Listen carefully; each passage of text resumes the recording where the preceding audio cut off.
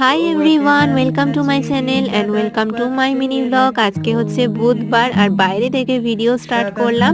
তো ফার্স্টেই আমরা টোটো করেই বাস স্ট্যান্ডে এসে বাসে চেপে গেছি আর 1 ঘন্টা পর বাস থেকে নেমেও গেছি। তো আজকে ছিল হচ্ছে আমার এই বন্ধুর কলেজের ফুড ফেস্টিভ্যাল আর এইটা হচ্ছে ওদেরই স্টল। তো এখানে সব ডিপার্টমেন্টের আর কি স্টল বসেছিল।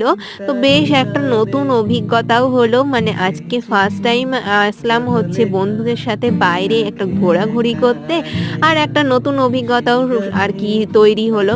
তো যাই হোক, ফুড ফেস্টিভ্যালে তো খাওয়া দাওয়া হবে, তো প্রচুর খাওয়া দাওয়া করে এসেছিলাম এই বন্ধুর কলেজটা একটু ঘুরে দেখতে। আর তারপরেই চলে এসেছিলাম হচ্ছে রাজবাড়ি দেখতে।